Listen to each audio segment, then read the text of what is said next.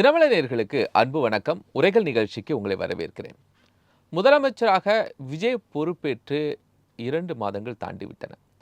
ஒவ்வொரு துறைகளிலும் நாங்கள் லஞ்சம் இல்லாத ஒரு அரசை நடத்துகிறோம் அப்படின்னு முதலமைச்சர் கரூரில் பேசுகிறார். இருந்தாலும் கூட ஒவ்வொரு துறைகளிலும் என்ன மாதிரியான பிரச்சனைகள் இருந்துட்டு இருக்கு. அது மின்துறையிலிருந்து போக்குவரத்து துறை, ஒவ்வொரு துறைகள்லையும் வருவாய்த்துறை வரைக்கும் அதில் இருக்கக்கூடிய பிரச்சனைகள், கடந்த ஆட்சிகளில் இருந்த பிரச்சனைகள், இன்னும் தீர்க்கப்படாமல் இருக்கக்கூடிய பிரச்சனைகள் எப்படி தீர்ப்பார் முதலமைச்சர் அப்படிங்கிற பல கேள்விகள் சாதாரணமாகவே மக்கள் எழுப்பிட்டு தான் இருக்கிறாங்க. அது சார்ந்து எழுப்பப்பட்ட கேள்விகளோடு தான் இன்றைய விவாதத்தை நம்ம துவங்குறோம். முதலமைச்சராக இருக்கக்கூடிய விஜய் தொடர்ந்து வெற்றி பெறுவார் அப்படிங்கிறத தாண்டி மக்கள் பிரச்சனைகளை அவர் எப்படி சமாளிக்க போகிறார் அப்படிங்கிறதையும் நம்ம கருத்தாக இதில் எடுத்துக்கிறோம்.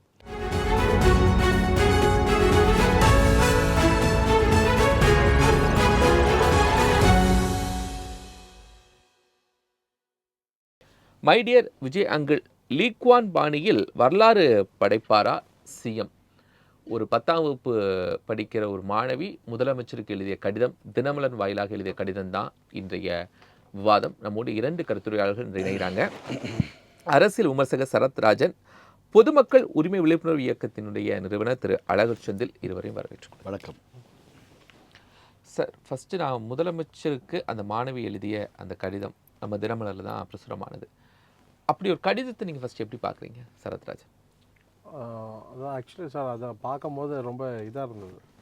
எப்படி சொல்கிறதுனா, அங்கே நடக்கிறது சேஞ்சஸ் வருமா, மக்களுக்கு ஒரு சேஞ்சஸ் வருமானது, அது ஒரு சின்ன குழந்தை எவ்வளோ அனலைஸ் பண்ணிவிட்டு ஒரு இந்த 3 டிபார்ட்மெண்ட் அதை நான் பார்க்கும்போது, அந்த கடிதத்தை பார்க்கும்போது டிரான்ஸ்போர்ட்டாக இருக்கட்டும், அது டிரான்சிட்கோ, அதுக்கப்புறம் பார்த்திங்கன்னா அந்த 3 டிபார்ட்மெண்ட்டோட அந்த கடிதத்தை எவ்வளோ சுருக்கமாக எழுதி இதை எப்படி மாற்ற முடியும், இது ப்ரைவேட் செக்டாராக மாற்றினா ரொம்ப நல்லா இருக்குமே அப்படின்னு சொல்லி எழுதுறதை பார்க்கும்போது, இதை யோசிக்கும் போது நிறைய ஊழல் சார், கடந்த ஆட்சியாளர்கள் பண்ண ஊழலை இன்றைக்கி அந்த பிள்ளை எவ்வளோ அனலைஸ் பண்ணிவிட்டு, நான் இந்த ஊருக்கு போனேன், இந்த ஊரில் இவ்வளோ ஒரு பெரிய சேஞ்சஸ் இருக்குது, நான் எங்கள் அத்தை இங்கே இருக்காங்க, ஒரு ப்ரைவேட் வண்டி நடத்துகிறவர் கூட வருமானம் இருக்குன்றாரு, கவர்மெண்ட்டில் எப்படி இப்போ டிரான்ஸ்போர்ட்டில் வருமானம் இல்லை.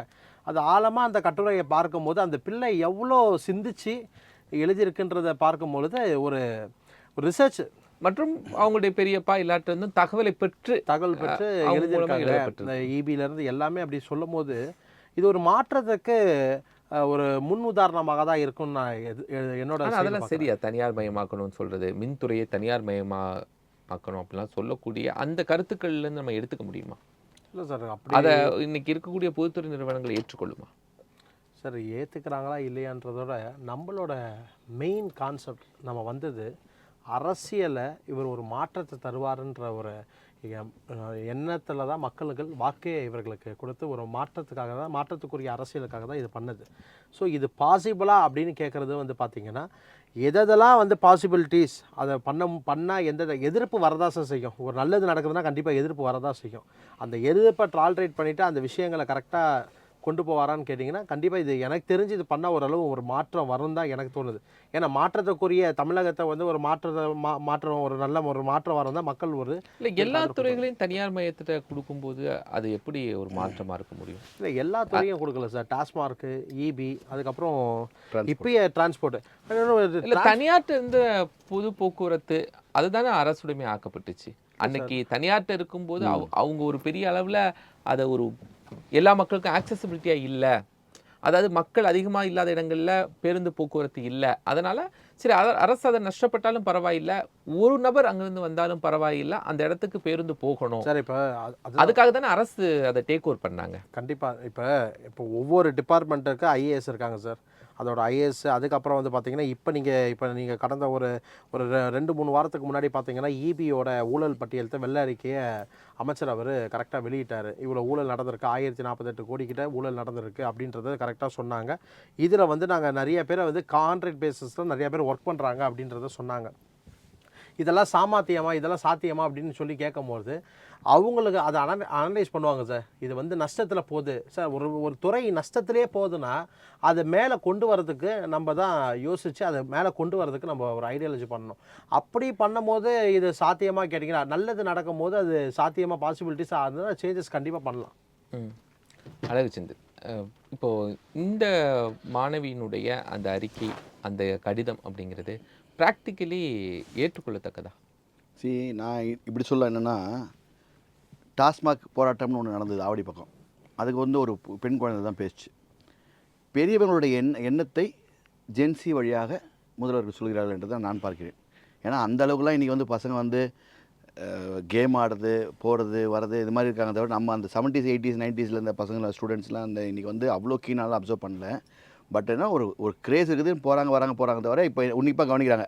ஓகே இவர் வராரு. என்ன ஒரு விஷயம் ப்ளஸ்ஸாக நான் சொல்லணும் அப்படின்னா, நிறைய இடத்துல லஞ்சம் வாங்கிறதுக்கு பயப்படுறாங்கன்ற ஒரு விஷயத்த ஒரு ஆக்டிவிஸ்ட்டாக நான் வந்து ஃபீல் பண்ணுறேன், பார்க்குறேன். என்கிட்ட சொல்கிறாங்க, சந்தோஷம். இது வந்து அப்படியே இதை விட கொஞ்சம் ஃபாஸ்ட்டாக கொண்டு போனாங்கன்னா சிஎம் வந்து நான் சேலஞ்ச் பண்ணுறேன், might be a PM, prime minister ஆகிறதுக்கு வாய்ப்பு இருக்கும். இதை கொண்டு வந்துட்டார்னா ஒரு முன்மாதிரி ரோல் மாடலாக கொண்டு வந்துட்டார்னா. ஆனால் இதில் நிறைய பிரச்சனை என்னென்னா, எங்களை மாதிரி ஒரு விஷயம் நான் ஓப்பனாக கேட்கணும் என்னென்னா, இன்றைக்கி எம்எல்ஏ மினிஸ்டர்ஸ்லாம் ஃபோனே எடுக்க மாட்டேறாங்க. எங்களுக்கு ஒரு வருத்தம். ஏன்னா நான் ஒரு 15 வருஷமாக நான் போராடிட்டு இருக்கேன் களத்தில்.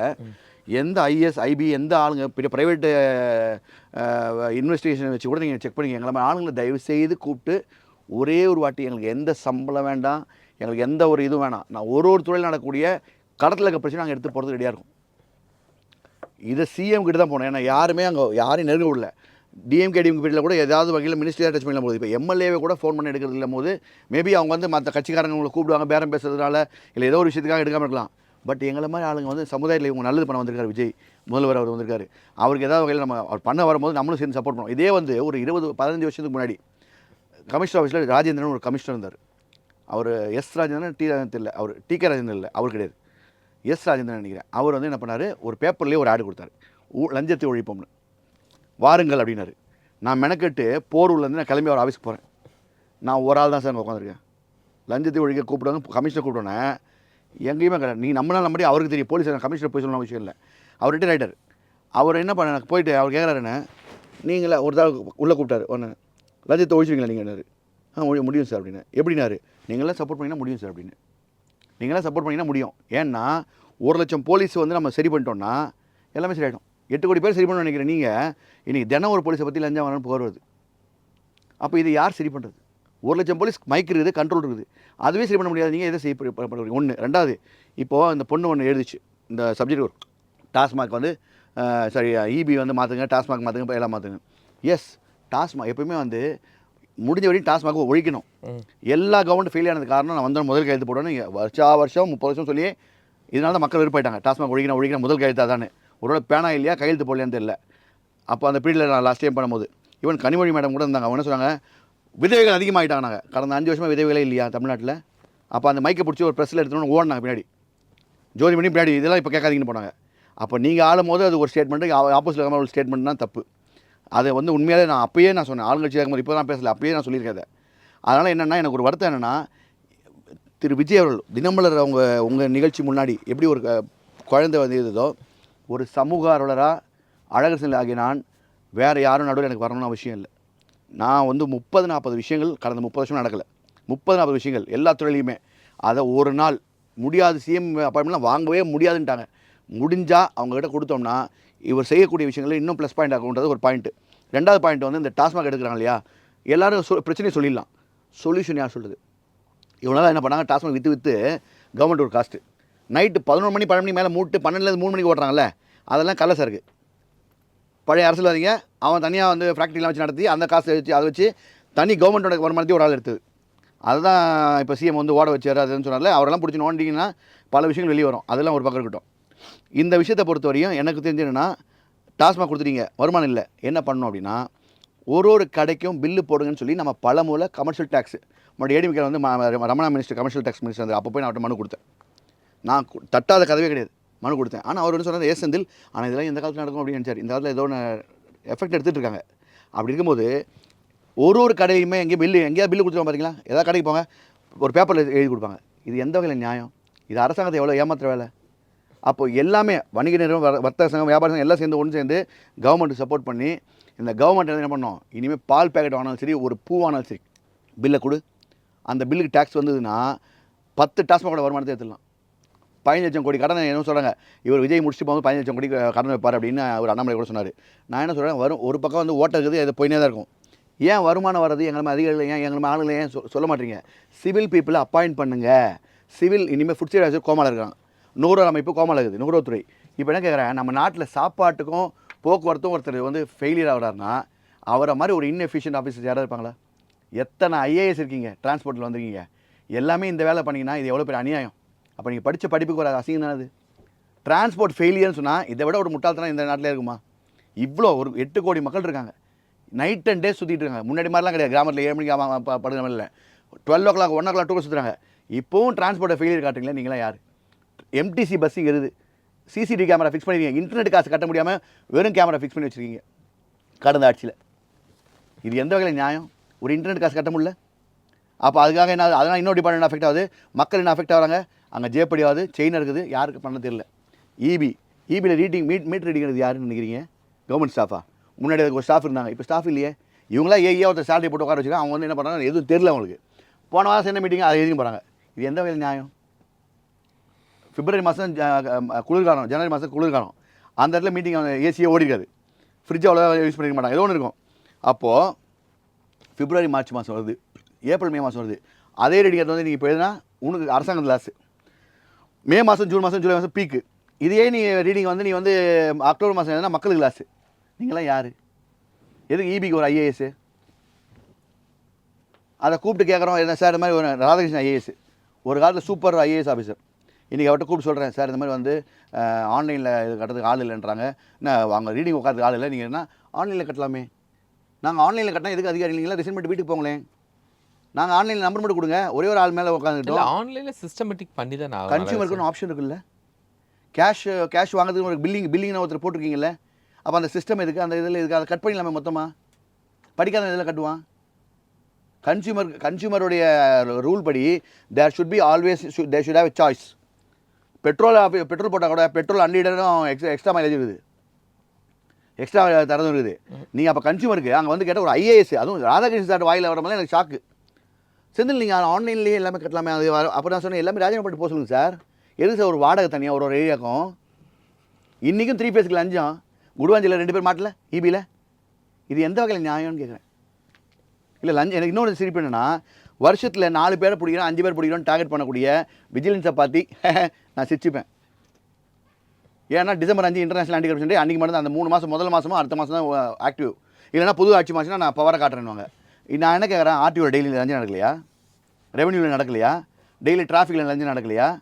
தாசில்தார் ஆஃபீஸ் நடக்கலையா? விஓ ஆஃபீஸில் நடக்கலையா? கார்பரேஷன் ஆஃபீஸில் பில்டிங் நடக்கலையா?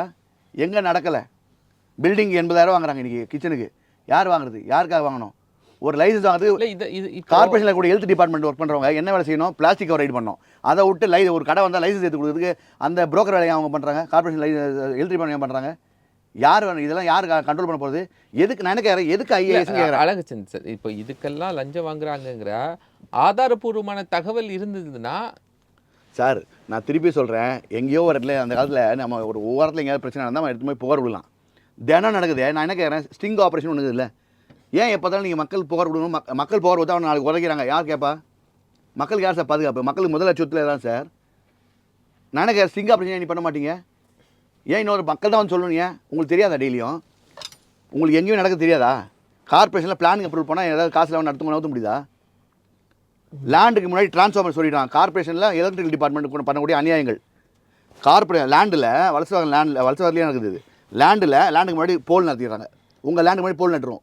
நம்ம ஓடிப்போம். இது எங்களுக்கு இல்லைங்க, டிஎன்இபி சொல்லுவோம், கார்பரேஷன் எலக்ட்ரிக்கல் போங்க. கார்பரேஷன் எலக்ட்ரிக்கல் என்ன பண்ண வேணும் கூடியிருப்பார். இது எடுக்கிறதுக்கு 30,000 ஆகும், 40,000 ஆகும். ஐயோ நம்ம லேண்டாச்சு 40,000 கொடுப்போம். இது என்னங்க? அது ஒரு 15,000 20,000 சம்பாதிக்க மக்கள் என்ன பண்ணுவான்?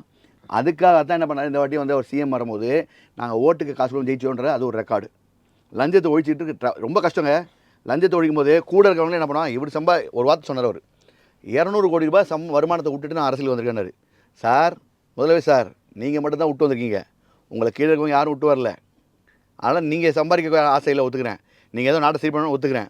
ஆனால் எல்லோரும் அப்படி இருக்கணுன்ற அவசியம் இல்லை. இது ரொம்ப ரொம்ப கஷ்டம் இது. ஆனால் இபி, டிரான்ஸ்போர்ட்டு, இந்த டாஸ்மாக் இதெல்லாம் எடுத்துகிட்டு வருமானம் தரக்கூடிய வியாபாரங்கள் ஒரு 10 லட்சம் பேர், ஒரு 8 கோடி பேர் இருக்கானா 2 கோடி பேர் கொடுக்குறான்னு வச்சுங்க, மிச்சம் 6 கோடி பேர் கன்சியூமர். சார், கன்சியூமர் பில்லை போட்டால் எவ்வளோ சார் வரும் வருமானம்? ஏன் சார் அதை பண்ணல? இப்போ பிஜேபி ஒன்று பண்ணாங்க, என்னென்னா டிமானிட்டேஷன் பண்ணாங்க, அதை 1/2 கோடியே பண்ணிட்டாங்கன்னு நான் சொல்லுவேன். நான் எந்த கட்சி சார் அதவன் ஒரு கார்டை கொடுத்துட்டு இந்த கார்டில் வந்து பூ வாங்கினா பூ வந்து 7 ரூபான்னா அங்கேயே 1 ரூபா டேக்ஸுக்கு கழிட்டோம். எனக்கு எதுக்கு சார், நான் sales tax income tax department இருக்குது சார், அங்கேயே கழிட்டோம். அப்போ கழிஞ்ச என்ன ஒன்று எல்லாரும் யூனிக் நம்பர் இருக்கா, அந்த நம்பர் வச்சு நீங்கள் அழகாக ஸ்வைப் பண்ணியிருந்தீங்கன்னா ஒரு டேக்ஸ் காட்ட பண்ணி போயிடுமா? யாருக்கு டேக்ஸ் தரணும் அவசியம் இல்லை இல்லையா? அதுக்கடுத்து ஆடிட்டிங் பண்ணணும், அக்கௌண்ட்ஸ் பண்ண அவசியம் இல்லை. ஏன் பொய் கணக்கு எழுதணும், பொய் வழக்கு இது பண்ணணும்?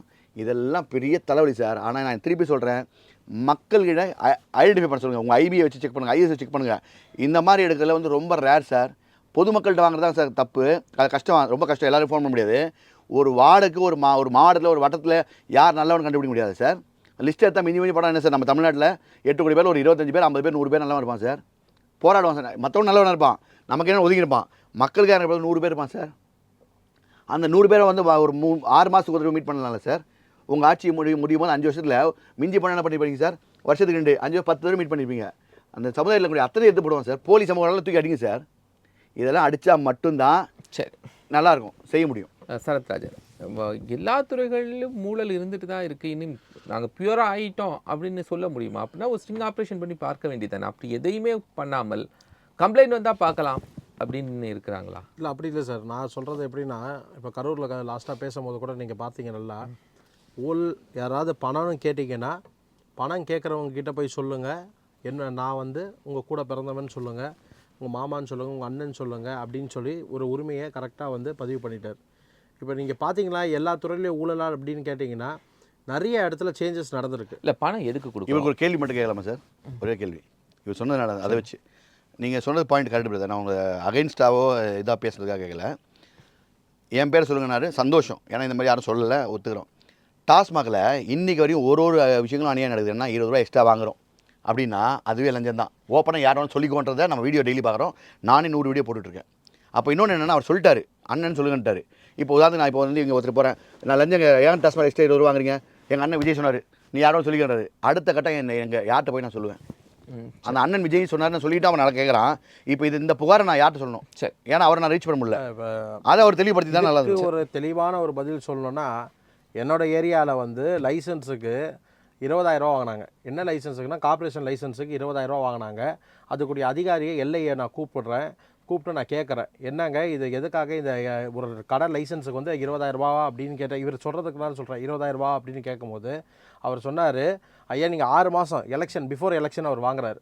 பிஃபோர் எலெக்ஷன் வாங்கினால ஐயா நான் நீங்கள் வாங்கணும்னு சொல்லாதீங்கன்னு சொல்லிவிட்டு அவர் வாங்கின காசை ரீஃபண்ட் எந்த ஜிபேலே எனக்கு ரிட்டர்ன் அனுப்பிச்சிட்டு அதுக்குரிய லைசன்ஸ் அங்கீகாரத்தை எனக்கு பெற்றுக் கொடுத்துருக்காரு.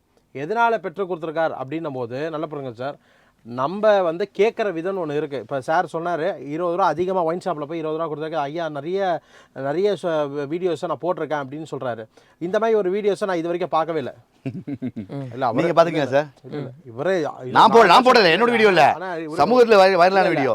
இல்லை நான் என்ன கேட்குறேன்னா, சமூகத்தில் வைரலான ஒரு வீடியோவை 10 ரூபா அதிகமாக கேட்டோன்னே உடனே அது ஒரு அதிகாரிகள்லாம் மாற்றினாங்க. நீங்கள் பார்த்துருப்பீங்க, யார் போட்டாங்களோ அதுக்குரிய அதிகாரிகளாக மாற்றினாங்க. நீங்கள் இப்போ சொல்கிறீங்க பாருங்கள் 20 ரூபான்னு போயிட்டு அங்கே போய் சிஎம் சாரோட பேர் சொல்லணுமா அப்படிலாம் கிடையாது. கேட்குறது ரைட்ஸு. நம்ம ஓட்டு யார் போட்டோம்? நம்ம தான் போட்டோம். என்னன்னு சொல்லி போட்டோம்? ஒரு மாற்றத்துக்காக போட்டோம், ஒரு மாற்றம் வர்றதுக்காக போட்டோம். ஒரு மாற்றம் நடக்குதான்னு கேட்டிங்கன்னா தமிழ்நாட்டில் நடந்துகிட்ருக்கு. கண்டிப்பாக சேஞ்சஸ் வருமானா அதை இப்போ பெருசாக்கிருக்கலாம். அண்ணன் வந்து நான் அதை ஒத்துக்கிறேன். இல்லை செந்தில் அண்ணன் போயிட்டு என்ன சொல்லியிருக்கலாம், எப்பா நீ இது பண்ணுற அண்ணன் அன்றைக்கி பேட்டி கொடுத்துருந்தாருன்னா அதோடைய அதிகாரிகள் யார், அதை துறை சார்ந்தவர்கள் யார் அப்படின்னு சொல்லிட்டு என்ன ஆயிருக்கும், இம்பாக்ட் உடனே ஆயிருக்கும். இல்லை ஃபார் இஸ் இன்ஃபர்மேஷனு வார செவ்வாய்க்கிழமை முதல்வருக்கு ஒரு கோரிக்கை வச்சுக்கிட்டு இருக்கேன், தொடர்ந்து வச்சுக்கிட்டு இருக்கேன். அதைத்தான் நான் சொல்கிறேன். யாரோ ஒருத்தர் வீடியோனாலும் பரவாயில்ல, என்னோட வீடியோ என்ன விட்டுருங்க, நான் ஒரு சாதாரண நாள்னு வச்சுப்போம். ரெகுலராக ஃபேஸ்புக் யூடியூப் எடுத்தீங்கன்னா 100 வீடியோ வந்து மக்கள் அந்த டாஸ்மாக் மதுப்பிரியர்களே அதை வீடியோ எடுத்து தாண்டி வேற. இப்போ என்ன கேட்கலாம், இப்போ இவர் சொல்றாங்க இவர் போராடுறாங்க ஒரே ஒரு நிமிஷம், இவர் கேட்டாரு இருக்கக்கூடிய பிராக்டிகல் டாஸ்மாக் இல்ல மேடம், நான் டாஸ்மாக் இல்ல வேற துறைகள் சொல்லுங்க. பால்வாடியில் ஒரு ஊழல் நடந்து கேட்குறாங்க.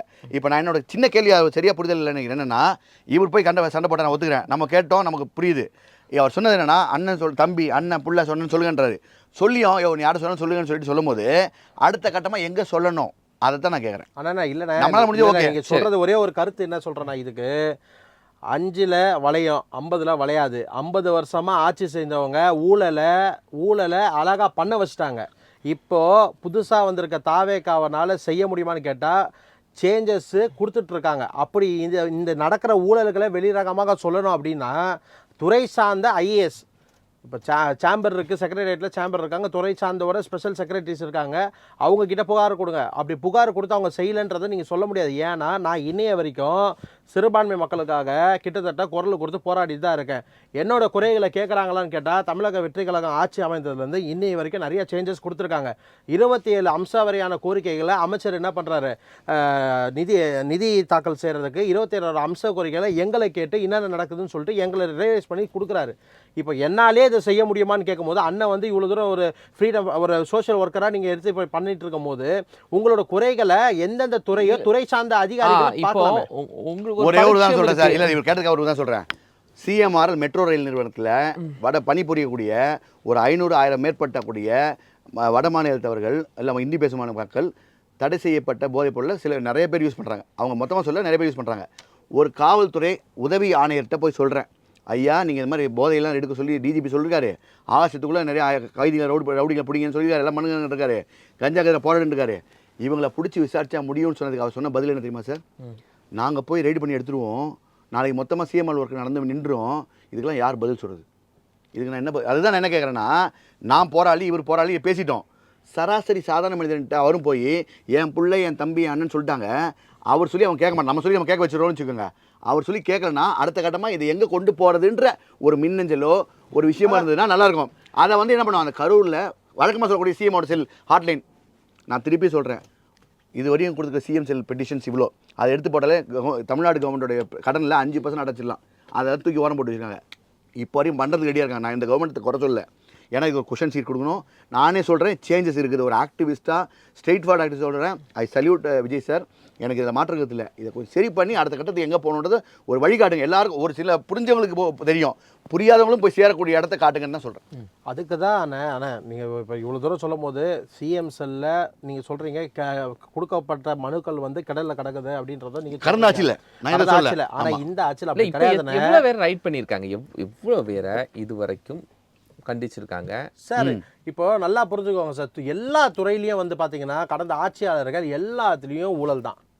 எல்லா துறையிலையும் பார்த்தீங்கன்னா ஊழல் ஊழல் ஊழல் ஊழல் பண்ணது ஆட்சியாளர்கள் அதிகாரிகள் இவ்வளவு பேரை கை வச்சிருக்காங்க சார். அதுதான் நான் சொல்றேனே, கடந்த ஆட்சியாளர்கள் போயிட்டாங்க. கடந்த ஆட்சியாளர்கள் அமைச்சர்கள் செய்த ஊழல்களை இங்க பாருங்க, தைரியமா வந்து அதை அமைச்சரே ஊழல் செய்யும் போது நான் செய்யக்கூடாதான்னு சொல்லி இல்லை இதில் எங்கே சேஞ்ச் வரும்? இல்ல தைரியத்துல நிறைய ஊழல் பண்ணியிருக்காங்க, ஏகப்பட்ட ஊழலை பண்ணிட்டு இப்ப ஆட்சி மாறணும்னு ஒரு மாற்றம். சார் நிறைய பேருக்கு என்னன்னா நல்லா புரிஞ்சுக்கோங்க சார், உங்களுக்கு ஒரு சொன்ன உங்களுக்கு நிறைய தெரியும், ஆட்சி அமைய போகுது அப்படின்னும் போது எங்க பயத்துல தான் என்ன பண்ணாங்க உங்களுக்கு தெரியும், ஒரு கூட்டணி அமைச்சு ஒரு மூணாவதா ஒரு கூட்டணி அமைச்சு ஒரு ஃபார்மேஷன் பண்ணி ஒரு தமிழகத்தை வந்து இவர் ஆட்சி அமைக்கக்கூடாது அப்படின்னு சொல்லி நிறைய பிரச்சனைகளை கொண்டு வந்தாங்க. ஆனா அந்த பிரச்சனை எதுக்காக கொண்டு வந்தாங்கன்னா இவங்க பண்ண ஊழலுக்கு எல்லாமே பகிரங்கமா வெளியே வந்துடும்ன்ற ஒரு பயத்தினால இவங்க பண்ணது இவங்க வந்து இப்படி பண்ணாங்க. ஆனா வெளியில கொண்டு வரலையே சார், வந்துட்டு இருக்கு சார், இப்பதானே வந்துட்டு இருக்கு சார். நான் என்ன சொல்றேன்னா கொண்டு வந்தாங்க 6 மாசம் டைம் கேட்டிருக்காங்க. இந்த 6 மாசம் எதுக்காக டைம் கேட்டிருக்காங்கன்னா ஆட்சி அமைஞ்சதுல இப்ப பாத்தீங்கன்னா அவர் நடந்தா குத்தம் குழந்தா குத்தம், வாயை திறந்து பேச மாட்டாருனாங்க, வாயை திறந்து கேள்வி கேட்டோடனே பயந்து ஓடுறாங்க சட்டசபையில். இப்போ 18ஆம் தேதி கூட போகுது, புரியுதுங்களா? இந்த 18ஆம் தேதி கூடும் போது அவர் கேட்கறதுக்கு நின்று உட்காந்து பேச சொல்லுங்க. நான் என்ன சொல்கிறேன்னா சட்டப்பேரவையில் எல்லா அறைகளும், அதாவது என்ன சொல்கிறேன், வாசல்களை மூடிட்டு உள்ளே உட்காந்து கேட்குற கேள்விக்கு இவங்க செஞ்ச ஊழலுக்கெல்லாம் பதில் கேட்பாங்க. இவங்களை ஓடாமல் பதில் பேச சொல்லுங்க. இவங்க பேச மாட்டாங்க, ஏன்னா பயந்து ஓடிடுவாங்க இவங்க தான். ஏன்னா இவங்க தான் வாயை திறங்க சிஎம் சொல்லி நெஞ்சில் பேட்சை கூப்பிட்டு வந்தார். நாளிலேருந்து இவர் கூப்பிட்டு வந்தார். ஆனால் வாயை திறந்து பேசும்போது என்ன பண்ணாங்க, பேசக்கூட முடியாமல் ஏடி வச்சு ஓடுறாங்க. நிறைய கேள்வி கேட்டார் சார். இப்போ இந்து அறநிலையத்துறை அமைச்சர் கேட்ட கேள்வி நீங்கள் பார்த்துருப்பீங்க. என்ன கேட்டார், கமர்ஷியல் எதுக்குங்க இந்த பணத்தை தூக்கிட்டு வந்து கார் பார்க்கிங் கட்டிட்டு இருக்கீங்க, இது எதுக்குங்க அவசியமாக, கோயில் பணத்தை எதுக்குங்க இப்படி வீணாக்கிட்டு இருக்கீங்க அப்படின்னு கேள்வி கேட்டார். அந்த கேள்விக்கு பதில் துறை சார்ந்த அமைச்சரை பேச சொன்னால் பேச தெரியல. ஏன்னா அவரும் ஊழல் தான் பண்ணியிருக்காரு. ஆனால் அவர் போன ஆட்சியில் என்ன பண்ணார், இந்த மக்களுக்கு சேவை செய்கிற மாதிரியே அப்படியே இந்த அறநிலையத்துறையே அப்படியே பயபக்தியோடு இவர் நடத்துகிற மாதிரியும் எல்லா கோயில்களுக்கும் போயிட்டு நல்ல கட்டுக்கோப்பா பண்ற மாதிரி தான் பண்ணாரு. ஆனா இன்னைக்கு ஊழல் ஊழல் ஊழல் பண்ணி மாட்டிக்கிட்டாரு. மாண்புமிகு அமைச்சர்கள் இன்னைக்கு பேசுறதுக்கு கேள்வி கேட்கும் போது பதில் சொல்ல திராணி இல்லாம ஓடுற ஒரே ஒரு கட்சி தான் திமுக இருக்கு. அப்படி இருக்குல்ல சார், சொல்ல முடியுமா? இப்போ இதில் இன்னொரு விஷயம் நான் கேட்குறேன், என்னன்னா இப்போ விஜிலன்ஸ் அதிகாரிகள் நாமளாக என்னென்னா கடந்த 30-40 வருஷமாக பண்ணக்கூடிய ஒரு ரெக்கார்டு பிரேக் என்னென்னா, அவங்க அரெஸ்ட் பண்ணுறதுலாம் யாரை, ஒரு ஓஏ, ஒரு கிளர்க்கு, ஒரு எஸ்ஐ, ஒரு இன்ஸ்பெக்டர், மேக்ஸிமம் போனால் டிபிஎஸ்ல கூடிய அதிகாரி ஏசி வரையும். நான் என்ன கேட்குறேன், ஏன் ஊழல்ன்றாங்கல்ல, அந்த துறை சார்ந்த உயரதிகள் ஒருத்தர் கூட இனி வரையும் 30 வருஷமாக ஊழல் மாட்டலைன்னா இதுவே எவ்வளோ பெரிய விஜிலன்ஸ் மேலே இருக்கக்கூடிய ஒரு குற்றச்சாட்டு. இது எவ்வளோ பெரிய ஊழல். மேலே இது எல்லாமே 100% புரிஞ்ச புத்தர்கள் உட்காந்துருக்காங்களா? அவங்களாம் ஊழலில் யாரும் கை வைக்கலையா? அவங்க வீட்டிலாம் எப்போ தான் நம்ம ரைடு போய் இவங்க வீட்டிலலாம் எப்போ எடுப்பாங்க? இடி ரைடெலாம் எப்போ போவாங்க? இவங்க வீட்டில் எப்போ போய் எல்லா பெரிய அதிகாரி வீட்லையும் ரைடு பண்ணோம்னாலே 2 வருஷத்தில் தமிழ்நாடு கடன் அடைச்சி முடிச்சிடலாம். விஜய் சார் அவர்களுக்கு கவனத்திற்கு. ரெண்டாவது, இந்த இடத்துல இந்த ஆட்சியிலையாவது இந்த 5 வருஷத்துலையாவது அந்த ஊழல் துறை சார்ந்த டாப் லெவலில் இருக்கக்கூடிய ஐஏஎஸை வந்து அரெஸ்ட் பண்ணுவாங்களா? விஜிலன்ஸில் அரெஸ்ட் பண்ணுவாங்களா? மேலே ஐஏஎஸ் லாபி எதுவும் தலையிடாதா? இதில் சிஎம் வந்து அதுக்கு வளைஞ்சு கொடுக்க மாட்டாரா? இந்த 5 வருஷத்தில் ஊழல் பண்ண மாட்டாங்கன்னா அவர் சொன்ன ஒரு வார்த்தை, தொடமாட்டேன், தொட்டவனே விட மாட்டேன் அப்படின்னார்ல, அது அரசியல்வாதி மட்டும் இல்லை, அதிகாரிகளையும் அவர் கவனத்தில் இருக்கணும். அரசியல்வாதிகளை விட அதிகாரிகள் என்ற அதிகாரிகள் பண்ணக்கூடிய அநியாயங்கள் தான் ஜாஸ்தி. அவங்க பண்ண அநியாயங்கள் தான் இது ஜாஸ்தி. அதனால் வந்து இதை வந்து அவர் எடுத்து இந்த 5 வருஷத்தில் விஜிலன்ஸை டைட் பண்ணி டாப் லெவலில் டைட் ஆகலையா? இப்போ சிரிப்பு தான் சார் வரும். விஜிலன்ஸ் சொன்னீங்கன்னா இவ்வளவு நாள் இப்போ புது அரசு வந்து ஒரு 2 மாதம் ஆயிடுச்சு. இவ்வளோ நாட்களுக்குள்ள விஜிலன்ஸ் உடைய வேகமான பணி என்ன? புதிய அரசு, நான் அரசு குறை சொல்லவே இல்லை, நான் திருப்பி சொல்கிறேன். மே மாதம் வந்தாங்க சார். ஜூன் ஜூலைலாம் நம்ம இது வந்து முதல்ல தான் சொல்லுவேன், புரியறதுக்கே எங்களுக்கு கொஞ்சம் லேட் ஆகும் சார். உங்களுக்கு நான் அந்த கட்சி கிடையாது, நான் சப்போர்ட்லாம் பண்ணல, ஏதோ இனிஷியேட் எடுக்கிறாரு. நான் இதை நினச்சி தான் டிஎம்கேட்டையும் மனு கொடுக்க போனேன். சிஎம் கடைசி வரையும் 5 வருஷமாக நான் மீட் பண்ண முடியல. ஏடிஎம்கேல தப்பித்தோடி போரூரில் மீட் பண்ணி அவர் எடப்பாடி பழனிசாமி சார்கிட்ட கொடுத்தேன். அந்த மனு என்ன ஆச்சுன்னு எனக்கு தெரியல. இனி வரையும் எங்கெல்லாம் ஒரு பொதுமக்கள் உரிமை இயக்கம் தலைவர் என் சார்பாக அதை வந்து கன்சிடர் கூட பண்ணல. எனக்கு ஒரு ஆசை என்னன்னா, சிஎம் சார்கிட்ட டேரெக்டாக ப்ரெஸ்ஸுக்கு அவர் இன்டர்வியூ கொடுக்கல, சந்தோஷம். எங்களமே அவங்கள உட்கார வச்சு ஒரு 30 கொஸ்டின் அவர்கிட்ட வந்து கேள்வி, நீ ஏன் பண்ணல அதெல்லாம் கேட்க மாட்டோம் சார். இந்த தொழில் இது ஏதாவது அவர் கவனத்துக்கு கொண்டு போச்சுன்னா அவர் சார்ட்டு சொல்லிட்டு ரெடியாக இருப்பார். அந்த சமயத்தில் இந்த விஜிலன்ஸ் டிபார்ட்மெண்ட் இந்த 5 வருஷத்தில் அவர் மாற்றம் கொடுக்குறது உண்மையாக இருந்தால், லஞ்சத்தை ஒழிக்கிறது உண்மையாக இருந்தால், கண்டிப்பாக மேல் லெவலில் இருக்கக்கூடிய அதிகாரியில் கொஞ்சமாக ஒரு 10% அரெஸ்ட் ஆகிடணும். அது அப்போ தான் நடக்கும். கீழே இருக்கிற சும்மா 50-100 வாங்குறவங்களாம் அரெஸ்ட் பண்ணிட்டு மார்த்தடி இதெல்லாம் வந்து இந்த ஆட்சியில், நான் இந்த ஆட்சி கூட சொல்ல, பொதுவாக சொல்கிறேன், விஜிலன்ஸ் சொல்கிறேன். எல்லா ஆட்சியிலையுமே கீழ் லெவலில் இருக்கக்கூடிய விஏஓ அப்படின்னு தான் அரெஸ்ட் பண்ணுறாங்க. மேல் லெவலில் 30-40 வருஷம் உண்மை கிடையாது. ஊழலே கண்டிப்பாக இருக்குது. லஞ்சம் வாங்கலையா? இருக்குது, கண்டிப்பாக இருக்குது சார். அதை தான் சொல்கிறேனே சார், இந்த 6 மாதம் எதற்காக இவ்வளோ காலகட்டங்களை கேட்குறாங்கன்னா, நடக்கிற ஒவ்வொரு துறைகளில் நடக்கிற விஷயங்களை கேதர் பண்ணிவிட்டு அதுக்குரிய ஆக்ஷனை, அதான் சொல்கிறேனே, ஆஃப்டர் 6 months நீங்கள் பொறுத்திருந்து பாருங்கள், நல்லது, நிறைய சேஞ்சஸ்ஸு தமிழக வெற்றி கழகம் கொண்டு வரும் தமிழ்நாட்டுக்கு. எதிர்பார்க்குறது அப்படிங்கிறது எப்படி? எதிர்பார்க்கல சார். நான் என்ன கேட்குறேன்னா, எல்லா ஆட்சியிலையும் சொன்னது ஒரே விஷயம், நாங்கள் மதுக்கடையை மூடுவோன்னு. மொதல் கையத்தை 717 ஒயின் ஷாப்பை மூடுங்கன்னு. ஆனால் இன்னும் மூடலை சார். இல்லை அது சார், நான் ஒரு விஷயம் சொல்கிறேங்களேன், ஒவ்வொரு ஏரியாவில் அது வந்து கரெக்டாக எங்கெங்கே இருக்குன்னு பார்த்து நம்ம இது பண்ணுறாங்க, லிஸ்ட்டு கொடுத்துட்டாங்க. ஸ்கூலு, கோயில், ஒன்றும் இல்லை, போரில் மவுண்ட் புதன் ரோட்டில் ஸ்கூல் பார்ல ஒயின் ஷாப் இருக்குது, ஏகப்பட்ட பேர் என்ன சொல்லிட்டாங்க, லிஸ்ட்டில் இருக்குன்றாங்க. அந்த லிஸ்ட்டில் இருக்கிறது ஏன் மூடல, என்ன பூடிச்சாங்க, அது லேட் ஆகுமா? இல்லை சார், லிஸ்ட்டில் இருக்கிறது மூடலன்னுலாம் கிடையாது சார். லிஸ்ட்டில் நீங்கள் கொடுத்துருந்தாங்கன்னா டெஃபினட்டாக மூடிருப்பாங்க. பண்ணல, நான் வந்து சொல்கிறேன். எனக்கு தெரிஞ்சு இது வரைக்குமே வந்து பார்த்தீங்கன்னா ஒரு 500 சில்லற ஒயின் ஷாப் கிட்ட. போரூர்னா அது கிட்டத்தட்ட அது மதுரவாயில் அந்த ஏரியா வருது. ஆமாங்க, மதுரவாயில் ஏரியா கிட்ட வருது. அது புரியுதுங்களா? அந்த சைட்லேயே வந்து பார்த்தீங்கன்னா 14 ஒயின் ஷாப் மூடி இருக்கு. ஐயா, நான் அந்த ஏரியாவில் தெருவா நான் வந்து ஊர் சுற்றிட்டு இருக்கேன், சமூக விஷயங்களை காலைல இருந்துச்சு. நான் லிஸ்ட் எடுத்து நீங்கள் கொடுத்தீங்கன்னா சந்தோஷப்படுவேன். நான் அது மாதிரி இல்லை, மக்கள் எனக்கு கேட்குறாங்க. ஸ்கூல் பக்கத்துலேயே இருக்குது. ஸ்கூல் பார்க்கும் போது காலகாலத்தில் 8 மணி 4 மணிக்கெலாம் அந்த பிளாக்ல ஓடுறதா இன்னும் ஓடி தான் வச்சுக்கோங்க. ஓடுது எல்லாம் சார், பிளாக்லாம் ஓடாம ஓடுதுன்னா மாதம் 30,000 கப்பம் கட்டும் போது எப்படி சார் ஓடாம இருக்கும் இந்த கடை? சார் இங்க இன்னொரு விஷயம், நீங்க நான் குறுக்கிறேன்னு நினைக்கிறேன். ஐயா நல்லா சொல்லுங்க. நான் ஒரே ஒரு விஷயம் நல்லா புரிஞ்சுக்கோங்க சார். அந்த மாதிரி நடந்தது, எப்படி நடந்ததுன்னா 4 நாள் முன்னாடி கூட நடந்தது. முன்பாக நடந்தது, 4 நாள் முன்னாடி கூட நடந்தது. வீடியோ நான் உங்களுக்கு அனுப்புறேன். நம்ம இல்ல சார், நீங்க அதை அனுப்புங்க, நீங்க கண்டிப்பா அனுப்புங்க. அதுக்குரிய இதை வந்து நம்ம பார்ப்போம். நம்ம சந்தோஷம் நான் சொல்றேன் இல்ல இருக்குதுன்றது சொல்றேன் உங்களுக்கு. ஏன்னா சார், நான் இவ்வளவு தூரம் வந்து ஆணித்தரமா இப்படி எல்லாம் நடக்கல அப்படின்றதுக்கு நம்ம சொல்றோம்னா, இந்த ஏன் ஏரியால எடுத்துக்கோங்க சார், என்னோட ஏரியா. நீங்க நம்பிக்கையை வச்சு சொல்றீங்க, நானே சொல்றேன் நம்பிக்கை வச்சு சொல்றேன். நம்பிக்கை இல்ல சார். சார் களத்துல நின்னு பார்க்கக்கூடிய ஒரு நாள் அண்ணன் என் ஏரியாவுக்கு வரட்டும், திருவெட்டூர்ல இருக்கட்டும். ஏரியாவே பேசுறேன், தமிழ்நாடு மட்டும் சொல்றேன், நான் ஏரியாக்குள்ளேயே பேசுறேன். நான் என்ன சொல்றேன், என் ஏரியா எப்படி மாறி இருக்குன்றத முதல்ல பாத்துக்கோங்க. எந்த ஊரு? திருவெட்டூர் தான். திருவெட்டூர்ல வந்துட்டு ஒரு நாள் அண்ணன் வந்துட்டு சுகம் ஹாஸ்பிட்டல் எல்லாமே தான் அந்த ஏரியால இருக்க ஒரு 36 ஒயின் ஷாப்புக்கு கூட்டு போறேன். மாற்றம் நடந்திருக்கான்னு கேட்டா டெஃபினட்டா மாற்றம் நடந்திருக்கு. எங்க பொதுமக்கள் உரிமை சார்பா நான் திருவொற்றியூர் பத்தியோ இதை பத்தி பேசல. இந்த மாதிரி விஷயம் பண்ணிட்டாங்க, 717 சைன் பண்ணிட்டாங்க. அதில் வந்து ஸ்கூல் பக்கத்தில் கிடையாது, முதல்ல மூடிட்டா சந்தோஷம். கோயில் பார்த்து மூணு நல்லா இருக்குன்றது என்னுடைய, நான் புகார் செய்யலைன்னு சொல்ல, நல்லா இருக்கும்னு சொல்கிறேன். நன்றி. Sarathrajan, my dear Vijay uncle Lee Kuan Yew பாணியில் வரலாறு படைப்பாரா சிஎம் அப்படிங்கிற விவாதத்தில் 2 கருத்துரையாளர்கள் நம்மோடு பங்கெடுத்தாங்க. அரசியல் விமர்சகர் சரத்ராஜன் மற்றும் பொதுமக்கள் உரிமை விழிப்புணர்வு இயக்கத்திலிருந்து திரு அழகர் செந்தில் இருவருக்கும் நன்றி, வணக்கம். நேயர்களே மற்றும் ஒரு விவாத நிகழ்ச்சி சந்திக்கலாம். நன்றி.